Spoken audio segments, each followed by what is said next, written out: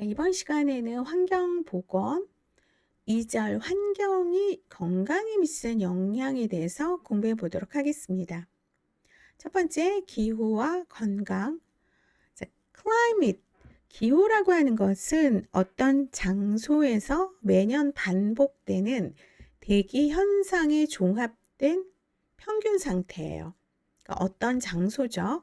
지구를 둘러싼 대기의 종합적인 현상을 의미하고, 기상, 웨더라고 하는 것은 대기 중에서 일어나는 물리적 자연 환경을 말하는 것이고, 일기란 하루 동안의 대기 현상을 종합한 것입니다. 기후를 구성하는 기온, 기습, 기류, 기압, 강우, 강설, 복사량, 일조량, 구름 등을 기후 요소라고 하죠. 기온, 기습, 기류는 기후의 3대 요소예요. 기후의 분포와 기후의 변화를 일으키는 요인은 그 지역의 위도나 고도, 지형, 해류, 수륙 분포 등인데, 이들 요인을 climate factors, 기후 인자라고 합니다. 기후와 기상이 인체에 미치는 영향은 개인에 따라 약간 차이가 있어요. 하지만 기후의 좋고 나쁨에 따라 기분이나 건강 상태도 달라집니다. 작업 능률과 기후의 변화 역시 관련이 있죠. 기상 변화에 의해서 생기는 질병을 기상 변화병, 메테오로패시라고 하는데, 여름에는 이질, 장티푸스, 콜레라, 뇌염, 폴리오가 많이 발생하죠. 가을과 겨울에는 디프테리아, 성홍열, 스칼리 피버, 혈관 손상, 심장 질환, 고혈압, 폐렴, 기관지염 등이, 봄에는 홍역, 감기 등이 많이 발생합니다. 그렇다면 이 기후에서 첫 번째 thermal condition, 온열 조건에 대해서 한번 공부해 보도록 합시다. 인간이라고 하는 존재는 항상 온열 조건에서 생활하고 있어요. 사람은 항온 동물이죠. 체내에서 열을 생산하면서 체외로 열을 발산하여 체온을 조절합니다. 체온 조절에 영향을 미치는 외부 환경으로는 기온, 기습, 기류, 복사열이 있어요. 이 네 가지 인자를 thermal element, 온열 요소라고 하고, 온열 요소, 이들에 의해서 형성된 종합적인 상태를 온열 상태 또는 thermal condition, 온열 조건이라고 합니다. 그러면 이 온열 조건의 첫 번째가 이제 기온, air temperature. 기온을 어떻게 측정하냐면, 인간이 호흡하는 위치인 지상 1.5m에서 주위의 복사 온도를 배제해서 백엽상 안에서 측정한 건구 온도가 기온이에요. 이게 바로 실외 기온이라고 하죠. 건구 온도는 풍속이나 습도의 영향을 받지 않지만, 습구 온도는 온도나 습도, 기류의 종합작용에 의한 것이기 때문에 생물학적으로 의의가 있어요. 쾌적 상태에서는 건구 온도보다 3도씨 정도가 낮습니다. 그 다음에 이제 실내 온도인데, 적정 온도가 장소에 따라 다르죠.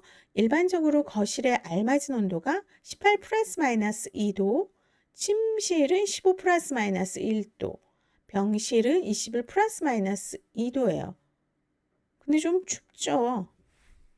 그 다음 두 번째가 air humidity, 기습. 기습은 낮에는 태양열을 흡수해서 대지의 과열을 방지합니다. 밤에는 지열의 복사를 방지하여서 기후를 완화시키죠. 수증기의 양은 위도와 고도가 높을수록 감소를 하는데, 2000m 높이에서는 지상의 약 2분의 1의 수증기의 양이 줄어들어요. 하루 중 습도의 변화 곡선은 대체로 기온과 역광계를 나타나죠.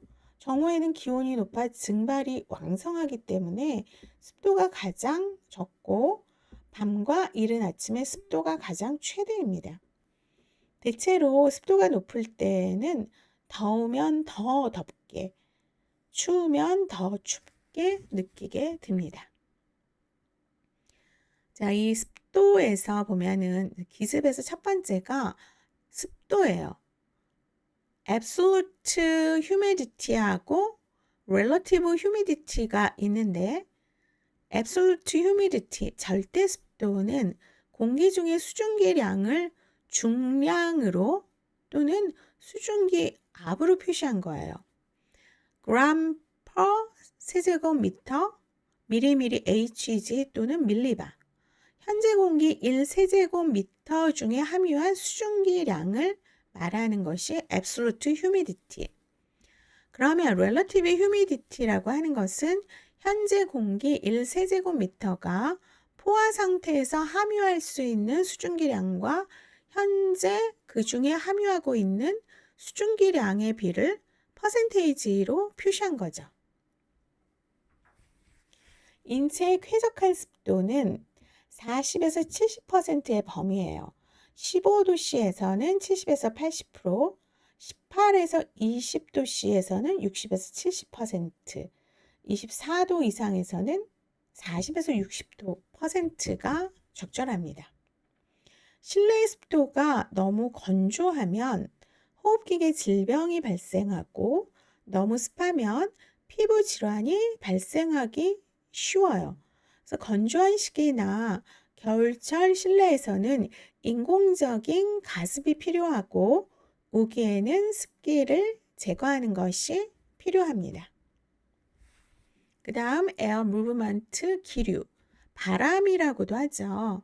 기압의 차이에 의해서 바람이 생기는데 기류의 강도를 풍속, 풍력이라고 하며 미터 퍼 세크 또는 feet per sec로 표시합니다.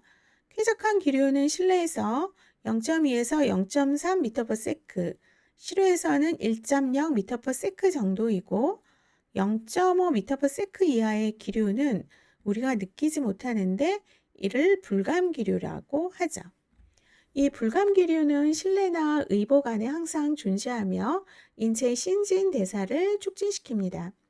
실외에는 0.5에서 3m per sec의 기류가 항상 있어요. 인체의 방열 작용을 촉진시키고 자연환기의 원동력이 됩니다. 그 다음 복사열, radiation heat라고 해서 복사열은 적외선에 의한 열이에요. 태양 에너지의 약 50%는 적외선이죠. 실내에서는 뜨거운 물체로부터 복사열에 의해 인체가 더워집니다. 인체로부터 차가운 물체로부터 복사에 의해서 방열되고 복사열의 영향은 거리의 제곱에 비례해서 감소하죠. 복사열 측정할 때는 흑구 온도계로 측정합니다. 두 번째 이제 온열 지수가 있는데 온열 지수 중에 컴포트 존, 쾌감대라고 해요. 자, 이 쾌감대라고 하는 것은 바람이 없는 상태, 의복을 입은 상태에서 쾌감을 느낄 수 있는 조건은 온도 17에서 18도씨, 습도 60에서 65%일 때입니다. 힐 세프로드는 온도 및 습도가 작용할 때 가장 쾌감을 느끼는 점을 쾌감점 P라고 하였고 이러한 점을 기온과 기습에 대해 구하면 하나의 곡선이 되는데 이를 쾌감선, 또 쾌감선을 중심으로 해서 아래 2에서 3도씨 정도의 기후를 이 범위 스펙트럼을 쾌감대라고 했습니다. 그 다음에 감각온도 혹은 체감온도 effective temperature, 기온, 기습, 기류의 3인자가 종합 작용을 해서 인체에 주는 온도 감각으로 체감 온도라고 합니다.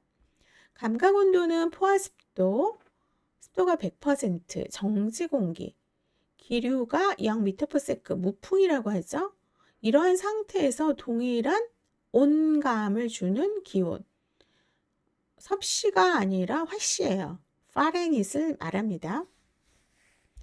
예를 들어서 어떤 환경의 기온이 65 파렌히트, 습도가 100%, 무풍일 경우 그 환경의 감각 온도는 65 파렌히트. 만약에 이거를 섭씨로 환원한다면 18도라는 거죠. 대체로 안정시 보통 의복을 입고 우리에게 쾌적한 감각 온도는 63 파렌히트 여름, 그 다음에 겨울에는 71 파렌히트입니다. 그러니까 17.2도에서 21.6도 왔다 갔다 하는 거죠. 그 다음에 최적 온도라고 그래서 지적 온도라고 해요. 옵티뮴 템퍼러처. 체온 조절에 있어서 가장 적절한 온도, 즉 이상적 온열 조건을 말하는데 작업의 강도, 계절, 성, 연령, 의복, 음식에 따라서 달라집니다.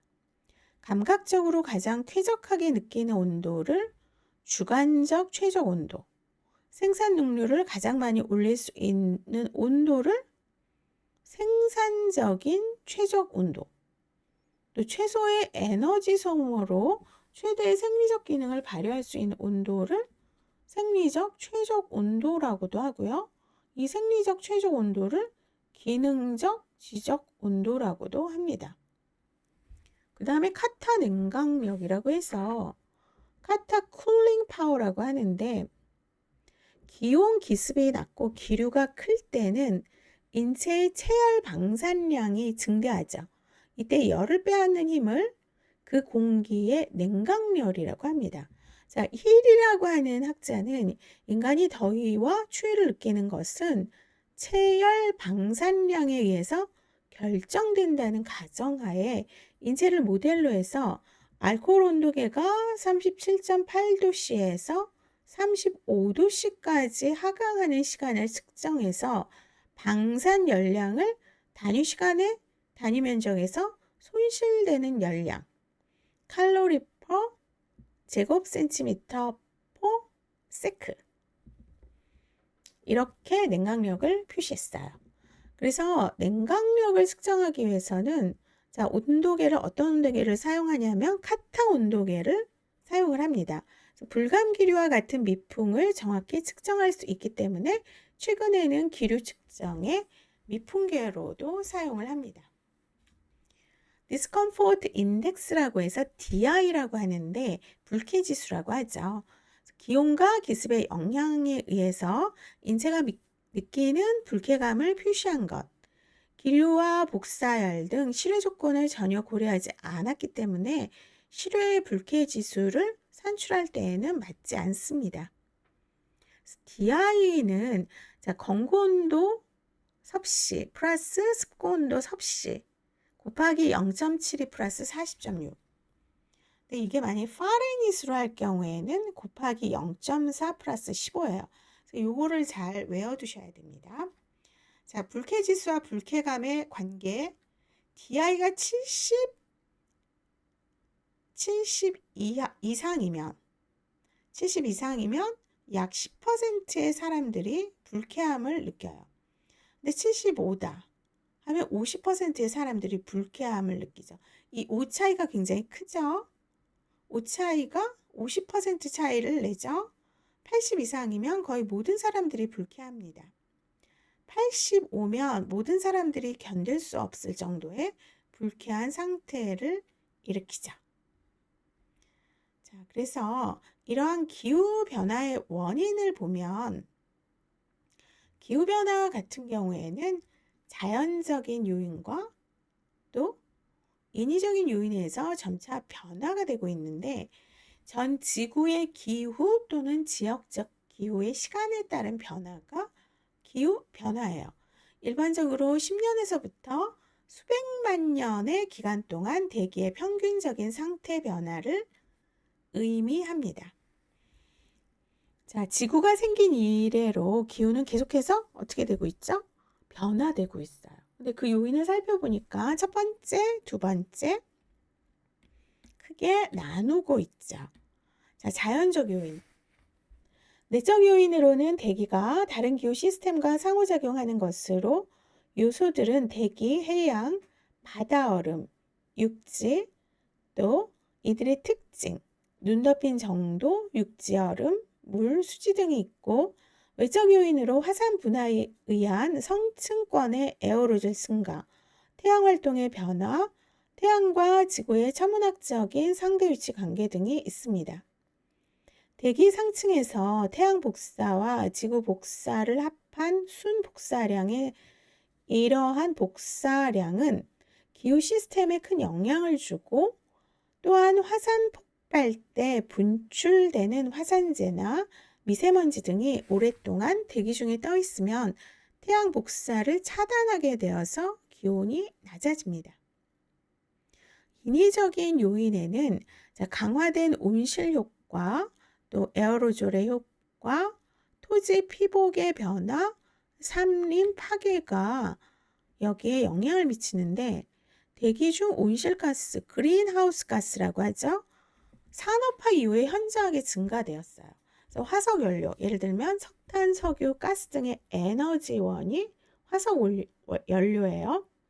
질소 비료를 사용하거나 폐기물을 소각하거나 냉매. 냉매가 뭐가 있죠? 에어컨, 냉매죠. 세척제 및 스프레이. 우리 스프레이 사용하는 거 온실 효과를 강화시킵니다. 에어로졸의 효과, 인간의 활동으로 인한 산업화가 대기 중 에어로졸의 양을 변화시킵니다. 인간의 활동에 의해서 만들어진 에어로졸은 며칠 동안만 대기 중에 남아있기 때문에 산업지역과 같은 발원지역 부근에 집중되는 경향이 있죠. 토지 피복의 변화, 과잉 토지 이용이나 장작과 숯 채취 등에 의해서 토지 이용도가 변화되고 도시와 산업화로 인한 고층 건축물이 등장하고 있습니다. 산림 파괴, 도로의 건설, 벌목, 농업의 확장, 땔감으로의 산림 사용 등이 산림 파괴의 주된 원인인데, 산림은 어떤 종의 서식, 생물 다양성의 보존, 기후와 물을 순환시키고 영양분의 순환에 의해서 인류 생명 유지 시스템의 일부로서의 역할을 합니다. 강수량에 영향을 미치죠.